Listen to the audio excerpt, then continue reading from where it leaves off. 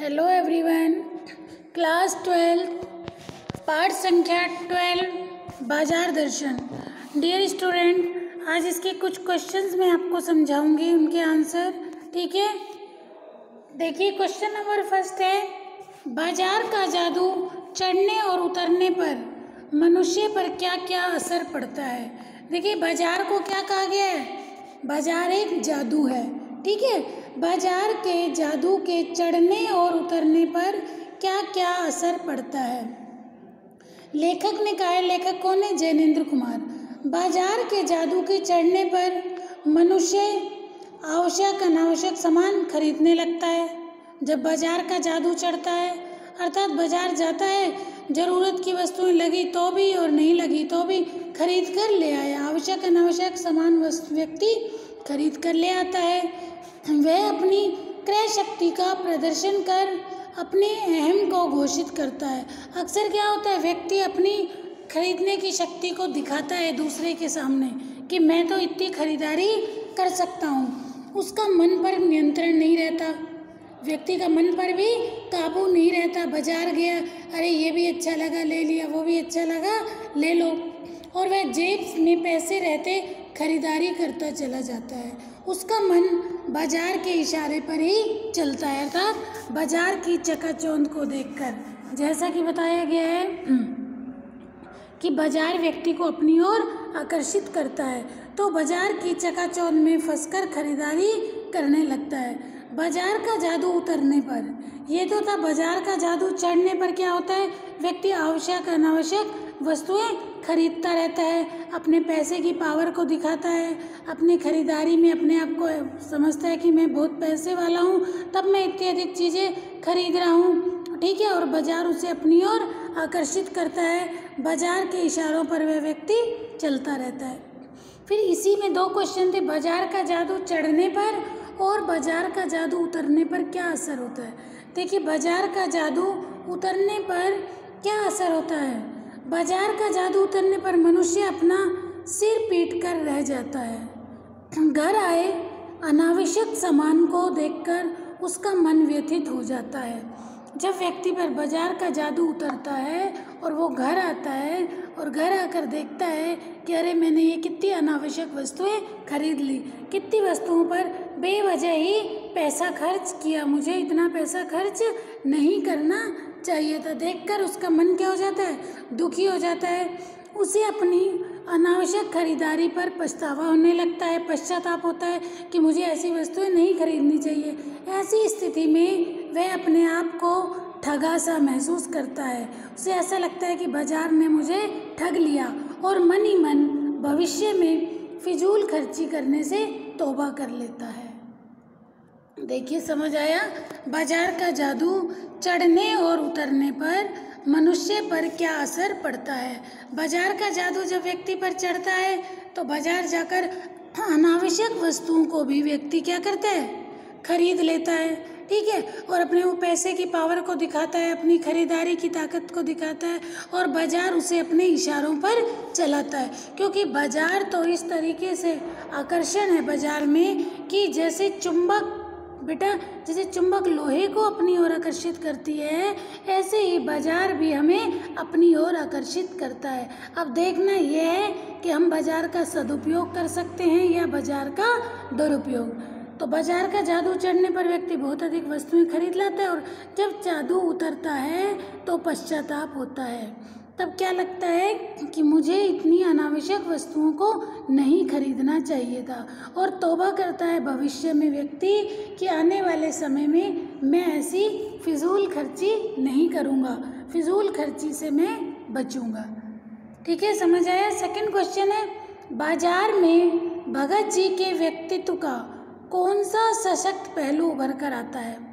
क्या आपकी नज़र में उनका आचरण समाज में शांति स्थापित करने में मददगार हो सकता है। देखिए बाजार में भगत जी का संयमित व्यक्तित्व देखने को मिलता है। वह बड़े बाजार में शान से विचरण करते हैं, ठीक है, पर उनका मन बाजार की वस्तुओं के लिए मचलता नहीं है। ऐसा नहीं कि वह आंखें बंद करके चलते, नहीं, लेकिन सिर्फ उसी आंखें खोलकर उसी बाजार में से गुजरते हैं, वह संत स्वभाव से बाजार को विकसित होने का आशीर्वाद देते हुए आगे बढ़ जाते हैं। हमारी नज़र में उनका आचरण समाज में लेखक ने कहा शांति स्थापित करने में मददगार हो सकता है। क्यों? क्योंकि भगत जी केवल आवश्यकता की वस्तु ही खरीदते हैं। तो जैसे कि आपको पाठ में समझाया गया था मैंने कि भगत जी को अगर जीरा लेना है तो पूरे बाजार में से जाएंगे और जीरे वाली दुकान पर ही रुकेंगे और जीरा लेकर आज घर लौट आएंगे। वास्तव में यही बाजार ही सफलता है। यदि कोई बाजार की चकाचौंध में उलझकर अनावश्यक वस्तुएं खरीदता है तो इससे बाजार में उसका शोषण हो रहा है, शोषण की वृत्ति को बढ़ावा मिल रहा है कि कोई व्यक्ति बाजार की चकाचौंध को देखकर उसकी ओर आकर्षित हो जाता है तो इससे समझो बाजार का शोषण हो रहा है। लेकिन हमें भगत जी जैसे व्यक्तित्व वाला होना चाहिए। जिस चीज़ की हमें आवश्यकता है हमें उसी वस्तु को खरीदने के लिए बाजार जाना चाहिए, अनावश्यक वस्तुओं को नहीं खरीदना चाहिए। यदि सभी केवल अपनी ज़रूरत का ही सामान खरीदेंगे तो लोगों में दिखावे की प्रवृत्ति को विराम मिलेगा। व्यक्ति अगर बाजार जाकर सिर्फ और सिर्फ अपनी ज़रूरत की वस्तु को ही खरीदेगा तो लोगों में दिखावे की प्रवृत्ति पर भी विराम होगा। अर्थात वर्तमान समय में लोग दिखावे के लिए कितना कुछ खरीद कर ले लेते हैं, अनावश्यक वस्तुएं भी और सुख सुविधाओं की वस्तुएं भी। अगर सिर्फ ज़रूरत की चीज़ें ही व्यक्ति खरीदेगा तो दिखावे की प्रवृत्ति पर भी विराम होगा और अहम की पूर्ति के लिए लोग छल कपट बेईमानी का मार्ग स्वतः ही त्याग देंगे। अब व्यक्ति छल कपट बेईमानी करते हैं, ये सारे अवगुण व्यक्ति स्वतः ही त्याग देगा। अर्थात इस क्वेश्चन से हम भगत जी के व्यक्तित्व के बारे में हम कह सकते हैं कि उनका आचरण समाज में शांति स्थापित करने में मददगार हो सकता है। उनका जो स्वभाव है वो संत स्वभाव है। उन्हें जिस चीज़ की आवश्यकता है वो बाजार जाते हैं, उसी वस्तु को लेते हैं जिसकी उन्हें आवश्यकता है। बाकी बाजार उन्हें अपनी ओर तनिक भी आकर्षित नहीं करता। यही समझदारी है। सभी को भगत जी की तरह ही बाजार का सदुपयोग करना चाहिए। पूरे लेसन में बेटा कैसा भी क्वेश्चन आ जाता है, मेन पॉइंट क्या है, बाजार का सदुपयोग क्या है, बाजार का दुरुपयोग क्या है, बाजार क्या है और भगत जी के व्यक्तित्व से हमें क्या सीख मिलती है। क्या भगत जी का व्यक्तित्व समाज में शांति स्थापित करने में मददगार हो सकता है? तो क्या लिखेंगे? हाँ। समझ आया आपको? थर्ड क्वेश्चन है, बाजार रूपण से क्या तात्पर्य है? किस प्रकार के व्यक्ति बाजार को सार्थकता प्रदान करते हैं अथवा बाजार की सार्थकता किसमें है? क्वेश्चन है, बाजार रूपण से क्या तात्पर्य है और कैसे व्यक्ति बाजार की सार्थकता प्रदान करते हैं? देखिए, बाजार रूपण से तात्पर्य है बाजार के आकर्षण से। बाजार रूपण, बाजार देखिए बेटा, बाजार कैसा सजा धजा रहता है, ठीक है। बाजार हमें अपनी ओर आकर्षित करता है। बाजार का उद्देश्य लोगों की, बाजार क्या है? जहाँ वे लोगों की आवश्यकताओं की पूर्ति का सामान मिलता है। बाजार में विद्यमान सामान, उसकी चमक दमक बाजार रूपण का ही अंग है। इस तरह बाजार रूपण ग्राहकों को अपनी ओर आकर्षित करता है, उनके मन को खरीदारी के लिए प्रेरित करता है। मन पर नियंत्रण रखने वाले, जो व्यक्ति अपने मन पर नियंत्रण रख लेता है, संयम रख लेता है, वो ही बाजार को सार्थकता प्रदान करता है। अर्थात वो ही जाकर बाजार में अनावश्यक अनाप शनाप वस्तुओं को खरीदने में अपने पैसे को अपव्यय नहीं करता। अर्थात ऐसा व्यक्ति ही जिसने अपने मन पर कंट्रोल कर लिया हो, मन को समझा दिया हो, वो व्यक्ति ही बाजार की सार्थकता प्रदान करते हैं बाजार को। पाठ में वर्णित भगत जी भी ऐसे ही व्यक्ति हैं। बाजार सामान से भरे पड़े हैं, लेकिन उनकी आवश्यकता की वस्तु खरीदने में ही बाजार की सार्थकता निहित है। ऐसे व्यवहार से ही बाजार और ग्राहकों के संबंध भी मधुर बने रह सकते हैं। बाजार की सार्थकता के लिए यह आवश्यक नहीं कि अधिक से अधिक खरीदारी की जाए, बल्कि बाजार की सार्थकता के लिए यह आवश्यक है कि व्यक्ति उसी वस्तु को खरीदे जिसकी उसे आवश्यकता है। बाजार की चकाचौंध में अपने आप को ना डाले, बाजार की चकाचौंध में अपने आप को ना फंसाए, अनावश्यक वस्तुओं को ना खरीदे। इस पाठ में भगत जी का जो व्यक्तित्व बताया वो यही बताया कि भगत जी जो थे वो ज़रूरत की वस्तु ही खरीदने के लिए बाज़ार जाते हैं। तो ऐसे लोगों के लिए ही बाज़ार की सार्थकता है। ठीक है, समझ आया? तो बाज़ार की सार्थकता किस में है कि हमें आवश्यकता की वस्तु को ही बाज़ार में जाकर खरीदना है, अनावश्यक वस्तुओं को नहीं खरीदना। हम ज़रूरत की वस्तुएं बाज़ार में खरीदेंगे तो ही बाज़ार की सार्थकता है। नेक्स्ट क्वेश्चन है, आप अपने तथा समाज में कुछ ऐसे प्रसंग का उल्लेख करें जब पैसा शक्ति के परिचायक के रूप में प्रतीत हुआ हो। जब पैसा शक्ति के परिचायक के रूप में प्रतीत हुआ। लेखक ने पैसे की पावर किसको संज्ञा दी है?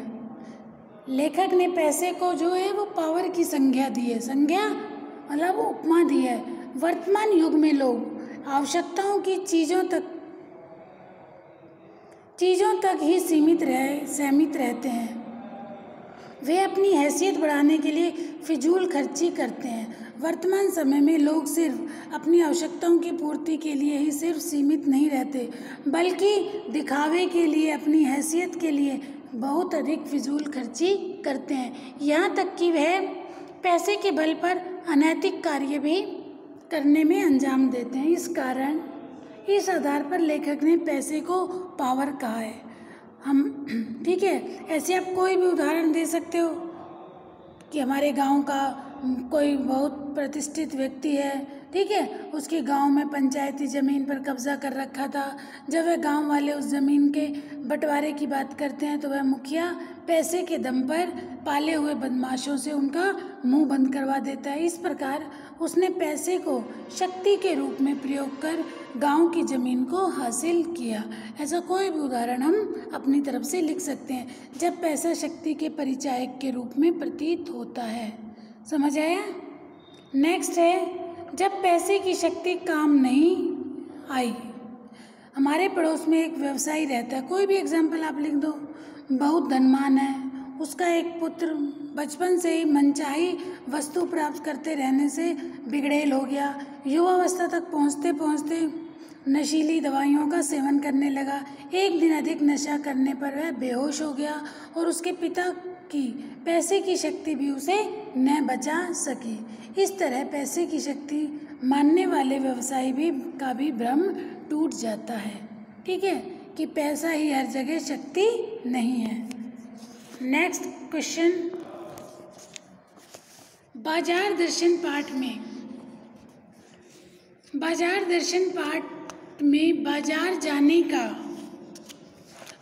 दर्शन पाठ में लेखक ने बताया है कि बाजार जाने के संदर्भ में मन की स्थितियों का चित्रण किया। लेखक ने देखिए पूरे पाठ में यही बातें आई, मन खाली हो, मन खाली न हो, मन बंद हो, मन में नकार हो। अब इनसे क्या तात्पर्य है, क्या मतलब है? इन स्थितियों से जुड़े अपने अनुभव लिखिए कि मन का खाली होना क्या मतलब है, मन का भरा होना, मन का खाली होना, मन का खाली ना होना, मन का बंद होना, मन में नकार हो, इनका क्या तात्पर्य है? देखिए, मन खाली हो, जब मनुष्य का मन खाली हो अर्थात मन में बाजार के किसी सामान को खरीदने की मन खाली हो, इच्छा न हो, तो मनुष्य बाजार में घूमकर बिना कुछ खरीदे ही वापस आ जाता है।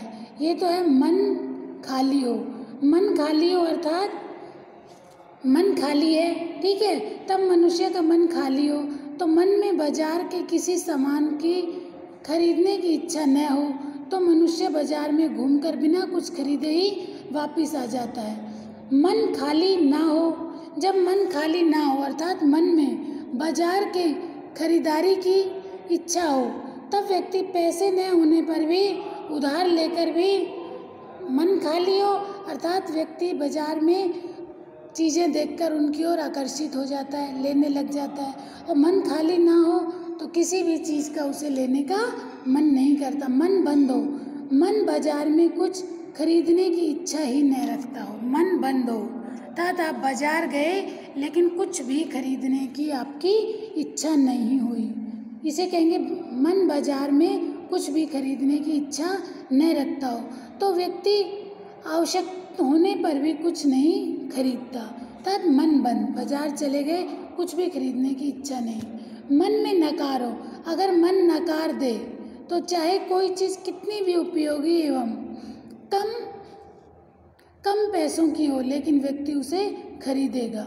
अगर मन नकार दे, मन कह दे कि ये चीज़ लेनी है तो वो चीज़ कितने ही पैसे की क्यों ना हो व्यक्ति उसे खरीदेगा। ठीक है, ये मन का खाली होना, मन का खाली न होना, मन का बंद होना और मन में नकार होना, ये सब क्या पॉइंट्स थे मैंने आपको समझा दिए। पूरा पाठ इन्हीं पर आधारित था कि बाज़ार कैसे लोगों के लिए बाज़ार की सार्थकता है, कैसे लोग बाज़ार को सार्थकता प्रदान करते हैं, हमें बाज़ार का सदुपयोग करना चाहिए या बाज़ार का दुरुपयोग करना चाहिए। लेखक ने हमें ये सारी बातें इस पाठ बाज़ार दर्शन जैसा कि इसका शीर्षक था इसमें हमें समझाया। तो बेटा आपको चैप्टर मैंने अच्छे से समझा दिया। कैसा भी किसी भी तरह का क्वेश्चन आता है तो आपको करने में घबराना नहीं चाहिए। हमेशा बोर्ड में क्वेश्चन जो आता है बड़ा सिंपल होता है, आंसर आपका वही होता है जो आपको आता है, लेकिन क्वेश्चन थोड़ा सा घुमा कर होता है,